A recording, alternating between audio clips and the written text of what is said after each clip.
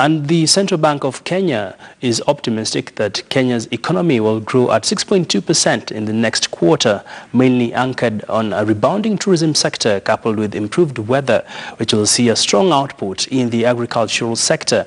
Well, this comes even as the cost of living shot up in the month of July, with inflation going up to 4.23%, signaling tougher times ahead for consumers. The most recent numbers actually are the Q1 data, actual data, and this showed a growth rate of 5.7%, largely supported by a strong recovery in agriculture and resilience of the services sector. What is clear is that there is a very strong positive sentiment that has been sustained. We talked about it the last 3 meetings actually.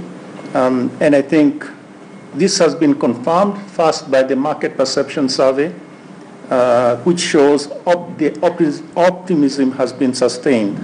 Also, in particular, we see significant optimism in a few key sectors: manufacturing, tourism, and transportation. Well, to expand this further now, of course, the inflation numbers were as of last month, end of July, coming into August. Well, let's take you through some of the numbers and how they've been performing in the last few months. Well, inflation this is actually standing at 4.28% in the month of June. Actually, July, there's a typo there, whereas it's actually the highest level since February, and the rise is up from 3.95% in May and 3.73% in April. So what does this mean to consumers at the end of the day? We'll be putting some of those questions to our analysts here in relation to what can he comment on this. Well, one of the other things that emerged out of these numbers is that the prices have increased for transport, health, alcohol, beverages and tobacco, while a drop in prices was recorded in food and non-alcoholic beverages. That is just to give you a sense of what's happening in the economy. Well, we now want to talk more of this by bringing in one of our reporters, and that is Mohamed Abubakar, will be joining us in a short while to just paint for us a picture really of what does this mean for consumers. Abubakar, if you can hear me, just bring us up to speed in a brief on what this means. Abby, I can hear you very well. I'm live. We are coming to you live, of course, from here at the newsroom.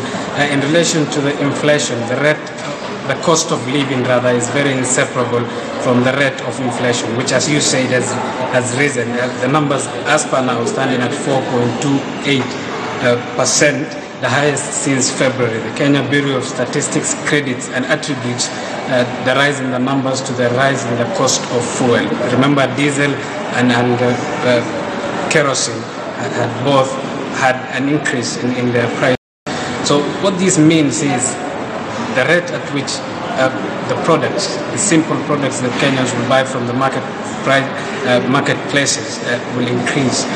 If you look at the housing aspects, the water, electricity, gas, fuel, they have increased at a relatively 0.7%, which means Kenyans will delve deeper into their pockets to afford this product.